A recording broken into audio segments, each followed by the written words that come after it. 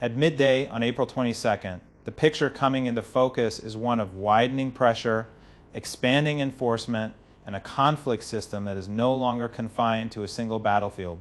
American forces have now moved from warning and interdiction to direct boarding operations against shipping linked to Iran, while Washington and the European Union are tightening sanctions at the same time. And in the background, a second energy war is unfolding, this time in Russia, where Ukrainian strikes are hitting the infrastructure that keeps oil exports moving.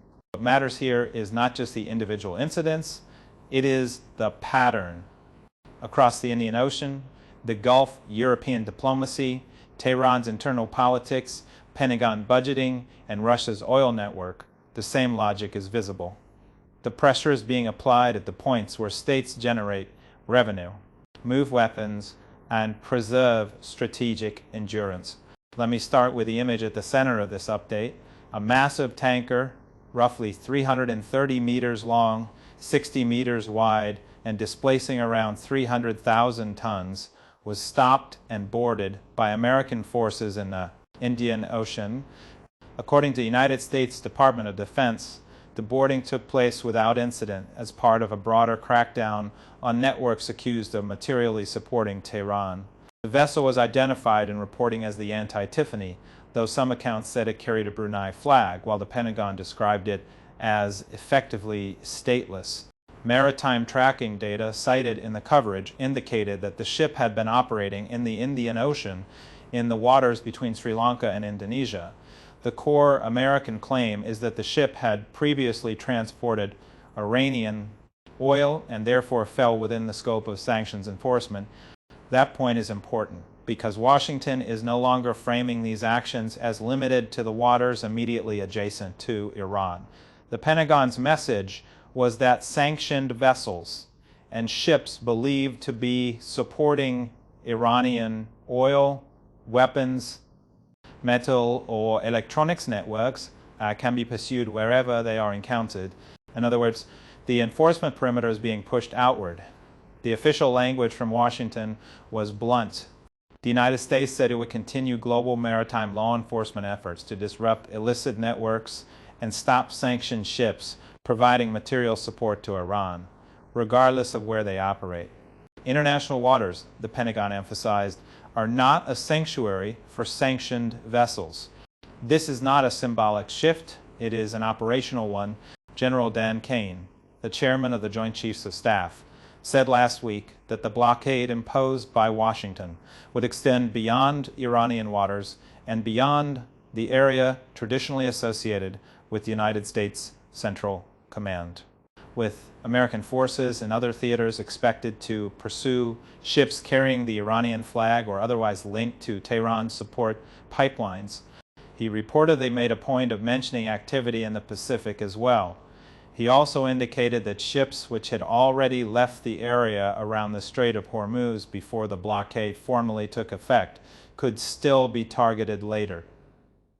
That transforms this from a static barrier into a rolling enforcement campaign with retrospective reach. There's another sign of that on Tuesday when tanker tracking group tankertrackers.com said preliminary automatic identification system data suggested that an Iranian-flagged crude tanker carrying around 2 million barrels of oil had reversed course and headed back toward Iran after operating in the Arabian Sea. Even if every such movement is not publicly confirmed in full detail, the signal is unmistakable. Shipping linked to Iranian exports is under pressure far from home ports. Now place that beside the sanctions front. The United States and the European Union both announced fresh measures against Iran at a moment when diplomatic prospects remain uncertain and fragile. Washington said the new package targets 14 individuals, companies, and aircraft in Iran, Turkey, and the United Arab Emirates tied to procurement or transport networks connected to weapons and weapons components, including parts for unmanned aerial vehicles. United States Treasury Secretary Scott Bessent argued that Iran must be held accountable for threatening global energy markets and for missile and drone attacks. The sanctions reportedly include 3 individuals linked to an already blacklisted Iranian company accused of procuring thousands of engines for one-way attack drones. These are the kinds of components that investigators have repeatedly found in the wreckage of Shahed 136 drones shot down in previous conflicts. American officials also pointed to a Turkey-based company accused of sending hundreds of shipments of cotton linters to an Iranian firm already under sanctions, according to the Treasury Department. That material can be processed into nitrocellulose, a substance used to improve the performance of solid rocket motors, which in turn are widely used in missile systems. The sanctions package also touched individuals associated with Iran's Mahan Air, which Washington has long accused of supporting the Quds Force of the Islamic Revolutionary Guard Corps. On the European side, the foreign policy chief of the European Union, Kaja Kallas, said ministers had agreed to expand sanctions on Iran as well. Speaking in Luxembourg, she also called for reinforcement of the European naval mission in the Middle East, the force tasked with protecting shipping from attacks by the Iran-backed Houthis in Yemen along the Red Sea corridor. Diplomats quoted in the coverage said there was political agreement to broaden the sanctions criteria so that individuals and entities responsible for obstructing freedom of navigation in the Strait of Hormuz could also be blacklisted. That last point deserves attention. Once sanctions criteria are expanded from direct weapons procurement to interference with maritime freedom, the net grows much wider. It opens the door not only to targeting overt military facilitators, but also logistics operators, financiers, intermediaries, and quasi-commercial actors who help sustain coercive leverage at sea. The maritime dimension of this campaign became even clearer when Bessent said the United States Navy would continue blockading Iranian ports. His warning was not framed in abstract language. He said that within days, oil storage on Karg Island would be full, and that vulnerable Iranian oil wells would be forced to shut down because maritime trade restrictions are aimed directly at the regime's main sources of revenue. He added that the Treasury Department would continue what he described as a maximum pressure effort, an economic campaign designed to weaken Tehran's ability to generate, move, and repatriate money. Any individual or vessel facilitating these flows through underground trade and finance networks, he warned, would risk American sanctions.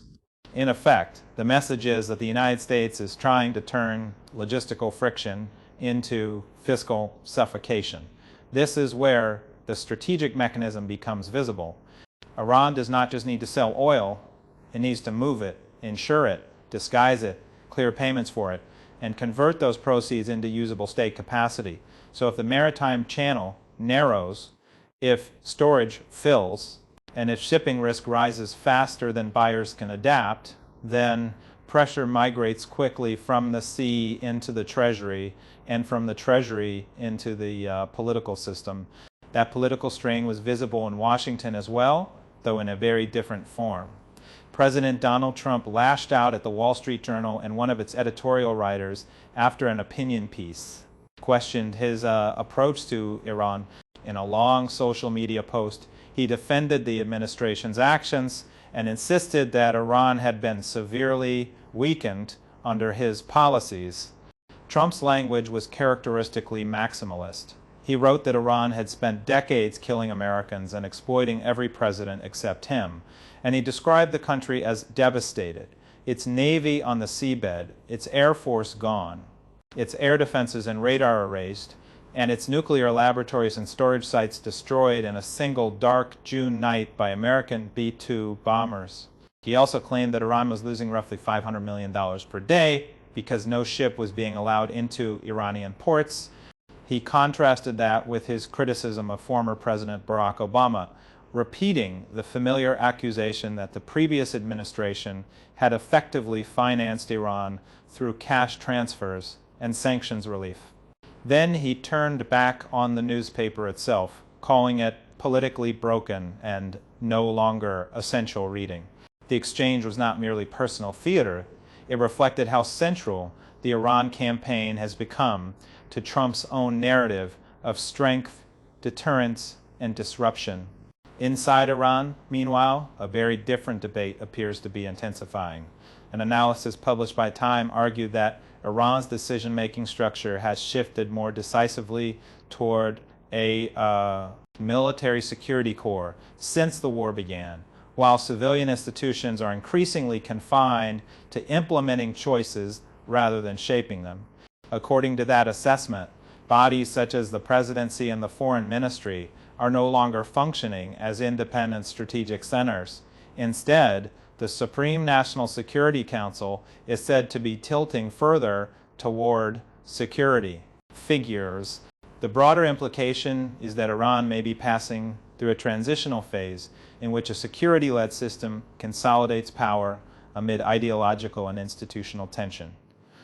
That kind of shift can make a state appear more unified from the outside, but it can also reduce flexibility at precisely the moment when flexibility is most needed. And then came one of the clearest public warnings from inside the country. On Tuesday, the prominent Iranian Sunni cleric Maulvi Abdul Hamid said that a fair agreement is the only path out of the current deadlock. In a post on social media, he warned that Iran's airspace is under enemy control, infrastructure is at risk, and the armed forces do not possess sufficient equipment for air defense. His wording was stark. In this impasse, he said, the only road to salvation is a fair agreement, and the hardliners who stubbornly obstruct such an outcome will eventually have to answer before God and the oppressed nation for the destruction of the homeland. That is not routine criticism. It is a sign that the pressure generated by war, sanctions, and strategic isolation is now feeding a moral and political argument inside Iran about whether ideological rigidity is becoming nationally ruinous. Stay with that internal split for a moment, because it may prove more important than any single sanctions package. When security institutions gain power during a crisis, they usually gain control over information, coercion, and immediate survival decisions. But when clerics or social figures begin warning publicly that the state cannot defend its own airspace and infrastructure, the regime faces a second battle, not just against foreign pressure, but against the erosion of confidence in its ability to preserve the nation. Now shift from Iran to Washington's own lessons from the battlefield. The Pentagon has reportedly asked for a record unmanned systems budget with $75 billion allocated for drones and counter-drone technologies. That is, by the account in the transcript, the largest request of its kind in American history, and a large share of that money would go to the Defense Innovation Unit and related efforts working with Special Operations Forces to test and field new systems. The report said $54.6 billion would be directed to that unit, compared with just $225.9 million this year. If approved, that would represent one of the sharpest year-on-year increases seen in any defense program. The reason is not hard to understand. Cheap attack drones, especially loitering munitions and one-way strike systems, have demonstrated disproportionate effectiveness in Middle Eastern combat conditions. They are relatively inexpensive, operationally flexible, and difficult to counter at scale when used in swarms or in mixed salvos with missiles and other threats. The Pentagon's own assessment, according to the reporting summarized here, is that the money will go less toward inventing entirely new technologies and more toward buying, testing, evaluating, and modernizing existing unmanned systems. That is a practical choice. In war, the bottleneck is often not imagination but procurement speed, field adaptation, software integration, and the ability to take lessons from one theater and apply them in another before the adversary adjusts. American planners are also investing in artificial intelligence-enabled drone swarms, with major technology firms reportedly involved in those projects. At the same time, the Department of Defense has already moved to expand production of key air defense systems. One example cited was a $4.7 billion contract with Lockheed Martin to accelerate interceptor production for Patriot batteries. That juxtaposition tells you something essential about modern conflict. The drone is no longer just a niche tool or a battlefield accessory. It is now both an offensive equalizer and a defensive budget driver, forcing large militaries to spend vast sums simply to keep pace with systems that may cost a tiny fraction of the platforms they threaten. Then there is the China factor, which sits uncomfortably over all of this. Trump strongly implied on Tuesday that China may be helping Iran in the war with the United States, though he also tried to minimize the immediate diplomatic fallout by saying his relationship with Chinese President Xi Jinping remains solid. And speaking to CNBC, he said one of the ships intercepted by the United States may have been carrying military material from China. His phrasing was cautious but pointed. He said the cargo might have been a gift from China and added that he was somewhat surprised because he believed he had reached an understanding with Xi. Even so, he brushed it off in the language of wartime realism, saying that war is like that. Senator Rick Scott was much more direct. He said China had been caught shipping dual-use chemicals used in the production of ballistic missiles to Iran and described Beijing as an imminent threat to American national security. In his framing, support to Iran during a period of active United States military operations in the Gulf would confirm that China is not just a competitor, but an enemy willing to exploit regional war to challenge American power indirectly. This question has followed the war from the beginning. Is China quietly backing a long-term strategic partner while publicly calling for restraint, or is it simply trying to preserve influence with all sides while avoiding a direct collision with Washington? The answer may be somewhere in between. Beijing has little interest in seeing Iran collapse, but it also does not want the Strait of Hormuz disrupted because China depends heavily on stable energy flows through that route. That is why Chinese messaging has been so carefully balanced. A Chinese official said the conflict is at a crucial stage, and Foreign Ministry spokesperson Guo Jiakun called on all sides to maintain the momentum of the ceasefire and negotiations while restoring normal passage through the Strait of Hormuz as soon as possible. For Beijing, the nightmare scenario is not simply a stronger America or a weaker Iran. It is an energy choke point in flames. So the strategic picture is more complicated than a simple Axis story. Iran is a traditional partner for China, but the closure or prolonged disruption of Hormuz would impose costs on China itself. Tehran can use the strait as leverage against Washington. Yet that same leverage can alienate the very powers Iran needs as buyers, diplomatic shields, and economic lifelines. This is why the current balance is so delicate. Now let us move north to Russia, because the energy war there is intensifying in ways that connect directly back to the broader question of strategic endurance. On the evening of April 21st, drones from the Alpha Special Operations Center of Ukraine's security service reportedly struck the Samara production and distribution station in Russia. According to sources cited by Ukrainian media, the attack triggered a major fire at the facility in the town of Progress in the Samara region. This station blends high sulfur and low sulfur crude from different fields to produce export-grade Urals oil. That makes it more than just a storage site. It is a critical node in Russia's oil transport infrastructure, helping standardize and assemble the crude streams that underpin export contracts. Preliminary information in the report said 5 storage tanks were damaged, each with a capacity of 20,000 cubic meters of crude. If accurate, that means a strike against roughly 100,000 cubic meters of storage capacity. The Ukrainian logic is straightforward. Hit the nodes where oil is collected, blended, stored, and routed, and you do not just destroy property, you disrupt the choreography of export. The source cited in the report said damage to facilities of this kind directly reduces Russia's ability to assemble export batches and fulfill contract obligations.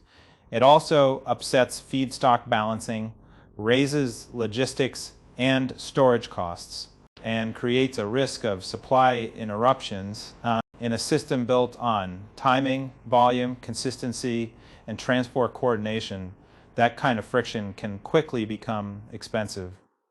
The governor of the Samara region, Vyacheslav Fedorishev, informed local residents of the attack on social media that public acknowledgement matters because Russia has otherwise treated much of its oil production data as sensitive since the beginning of the war. Opacity can conceal exact losses, but it cannot prevent the effects from accumulating. Reuters, citing 5 sources, reported on April 21st that Russia had been forced to reduce oil production in April because of Ukrainian drone attacks on ports and refineries, as well as the interruption of crude supplies through the last remaining pipeline route carrying Russian oil into Europe. According to those unnamed sources, Russian oil production may have fallen by roughly 300,000 to 400,000 barrels per day in April, compared with average levels in the early months of the year. For an economy built around hydrocarbon revenue, that is not a technical inconvenience. It strikes at the fiscal bloodstream of a state worth around $3 trillion and one of the world's largest oil exporters. If production falls, export revenue comes under pressure. And when export revenue comes under pressure in wartime, every other budget line becomes harder to sustain. One source told Reuters that with continued attacks on ports and refineries, maintaining oil supply without cutting output would be very difficult, especially with seasonal spring maintenance. Approaching that observation gets to the structural problem. Oil production is not infinitely flexible. You cannot always reroute, store, refine, and export at the same pace if the facilities doing those jobs are repeatedly hit. Russia's oil sector has been here before in different forms. Production peaked in the late Soviet period, collapsed after the breakup of the Soviet Union because of underinvestment, then recovered in the 2000s and 2010 years, reaching a post-Soviet high in 2019, just before the COVID-19 pandemic. The point is that output depends not just on geology, but on infrastructure continuity, investment confidence, and transport resilience. Reuters calculations, cited in the transcript, suggested that April's drop also equated to a decline of roughly 500,000 to 600,000 barrels per day compared with Russian production at the end of 2025. That does not automatically mean an annual decline of the same scale, but it does show how vulnerable monthly output can become once the export machine starts taking repeated hits. Ukrainian drones have struck the ports of Ust-Luga and Primorsk on the Baltic, as well as Novorossiysk on the Black Sea, all crucial western gateways for Russian oil exports. Russian refineries have also been repeatedly targeted. Over the weekend, Ukraine reportedly hit the Vysotsk port on the Baltic as well, adding another constraint to export flexibility.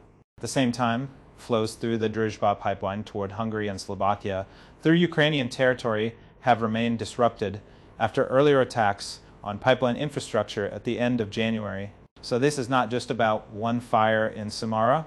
It is a cumulative campaign against collection points, export terminals, refineries, and pipeline continuity, all designed to impose compounding strain on Russia's energy system.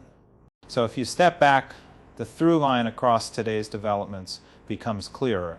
The United States is trying to pressure Iran not only through force, but through shipping, enforcement, sanctions, expansion, and direct attacks on the revenue mechanics of the Iranian state.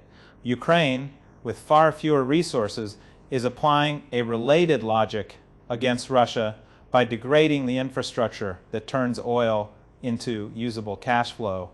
And that is the broader reality of this moment. Modern war is increasingly a contest over the systems behind the front lines. Tankers, ports, blending stations, storage tanks, procurement chains, insurance channels, dual-use chemicals, drone engines, and payment networks. The battlefield still matters, but the deeper struggle is over who can keep money moving, munitions flowing, and strategic confidence intact. For Iran, the immediate question is whether the regime can absorb maritime and financial pressure long enough to avoid a politically costly agreement. For the United States, The question is whether globalized enforcement can remain credible without triggering wider escalation or backlash among states that fear precedents in international shipping. For China, the dilemma is whether it can preserve influence with Tehran while safeguarding the energy routes on which its own economy depends. And for Russia, the issue is whether an oil export architecture built for scale and continuity can withstand sustained disruption by relatively cheap drones. That is the asymmetry running through all of this. Vast industrial states and powerful militaries are being forced to react to lower cost systems and targeted infrastructure strikes that exploit the weak points of logistics. So as this midday picture settles, do not look only at the rhetoric. Look at the storage tanks, the ship tracks, the sanctions criteria, the drone budgets, and the pressure points inside political systems. Because the real story is not just who is attacking whom. The real story is who can still convert power into endurance when the arteries of revenue and supply are being systematically squeezed.